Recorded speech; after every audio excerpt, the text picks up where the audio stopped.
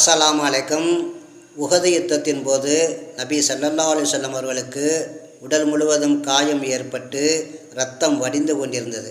அதை பார்த்த சஹாபாக்கள், அல்லாஹ்வின் தூதரே, உங்களை இந்த நிலைமைக்கு ஆளாக்கிய அந்த எதிரிகளை நீங்கள் சபியுங்கள் என கூறினார்கள். அப்போது நபி ஸல்லல்லாஹு அலைஹி வஸல்லம் அவர்கள், தோழர்களே, சபிப்பதற்காக இறைவன் என்னை அனுப்பவில்லை என கூறினார்கள்.